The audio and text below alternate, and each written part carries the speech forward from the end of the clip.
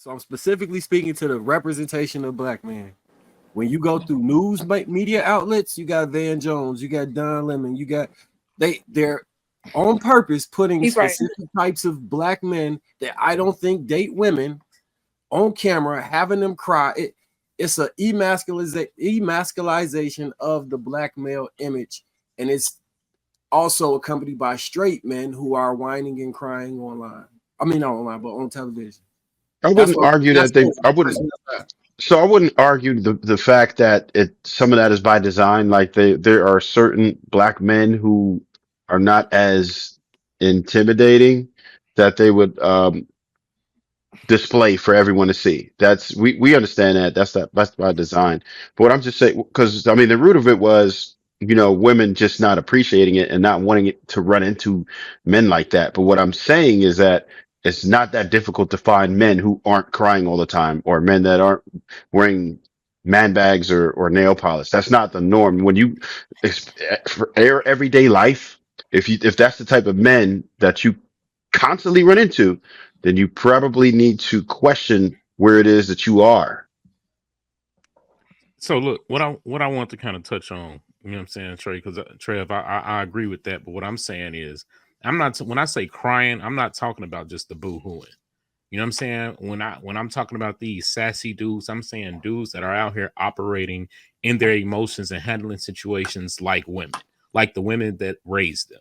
That's my issue. That's what I'm talking about. These dudes that don't have what I call emotional intelligence. Emotional intelligence is when you know how to control your emotions, not letting them spill out all over the place.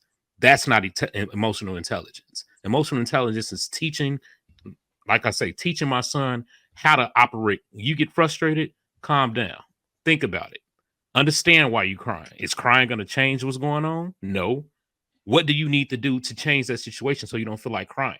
That's teaching emotional intelligence. When I refer to crying, I'm talking about these little whiny ass boys that operate in their feelings like women. Women, the passive aggressiveness, the avoiding confrontation, the not speaking up for yourself and letting things fester. You know what I mean? Not understanding how to deal with people as a man, not having a backbone. That's when I'm talking about this sassiness. Yeah, them kind of dudes I'm talking about. And we hear women that say, "Oh, y'all can't stand it," and this, that, and the other. But how many of these women parade around with a sassy best friend? It's cool for them to be sassy, but y'all sit here and y'all pump that up and yeah, go on, girl, and all that, and you know what I'm saying? Like what we doing? Y'all can't have it both ways. I agree with that completely, Law, and I promote masculinity, and I encourage women to attach the buzz term toxic away from masculinity. So trust me, I practice that. I don't let my son cry for anything frivolous. All understood. I absolutely promote masculinity. I just don't want people to get the idea that we just reinforce the stigma that it's a bunch of black men out here running around sassy as hell, and it's far from the truth. True, that's not what I was saying. I'm not saying that's what you're saying. No, look, I said I don't think that's what you meant. But the way the message was conveyed, I'm sure there's plenty of people who would get that idea. I am specifically talking about media representation, online, social media, mass representation, media representation, the representation of a black man. When I'm talking about that, media representation, there's a lot of sassy. So which media representation would you point to that you would say is the best media representation of black men? So the figureheads, the talking heads in politics, the people. So when they have people. No. What I'm asking is, so if you had to point to a good representation, of the image of black men, where would you point to?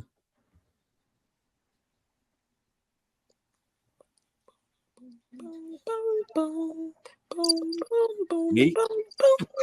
I'll point to myself because I would. No, we talking about the media representation.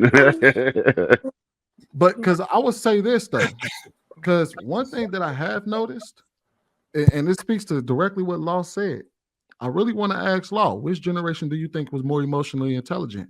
The 90s generation the like the 80s and 90s generation or the 2010s and 2020 generation? I don't know. I would say that that's hard to say because there were certain things that we didn't necessarily have to worry about on that larger scale. You know, it's mainstream right now. You know what I'm saying? The most like the term when they start saying toxic masculinity, that's when it's starting to become an issue. That's an attack on masculinity and No, making no, sassiness front and no, center. So hold on, wait. I get hold on, it. wait. I want to make sure that I want to nail home the question real quick. Take away the perception of it. I want you to tell me what you personally saw. Do you think the 90s, 80s, and 90s generation was more emotionally intelligent, or is the 2000s, 2010s, 2020s generation more emotionally intelligent, and why? Going back to what I was saying, it's hard to say which one, but there's certain things we did not have to worry about on the same scale we have to now. And like Marcus was saying, the representation, it wasn't paraded around in front of our children, in front of, it wasn't this whole focus on trying to emasculate men in general. You know what I mean? The softness of men is prevalent now. So anytime prior to now was better. It's been gradually getting worse. You dig what I'm saying? It's not like being a man, being a real man is now considered toxic. Yes. Which makes no sense. And I have a child. I have a 12-year-old daughter that I had with my husband. However, I want to have a son, right? Because I'm in my 30s. But one thing that's pushing me from not having them is that I know that my son is going to be birthed into a society that is going to emasculate him. You know what I'm saying? I don't want no sassy baby. I don't want nobody at the school telling my boy that he can be a girl, a boy, a cat, or a dog. I don't want him to be seeing sassy stuff on TV. I don't want people to be telling him that it's okay to cry. Because even with my daughter, I used to tell her, is your arm broke? Are you bleeding?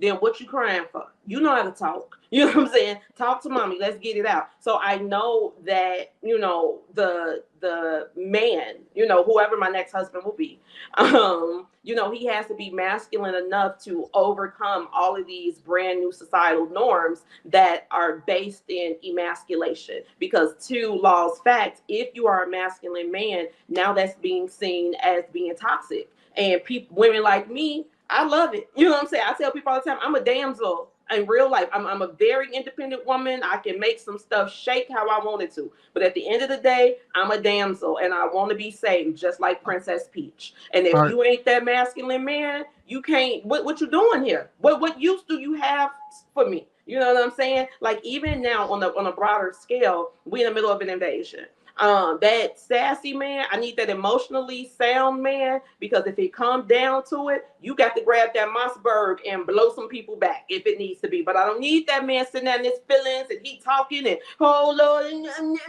and no, you can't be that way. I need a man to be a man. And shout out to Chaotic Truth because I saw your hat, so I put mine on too.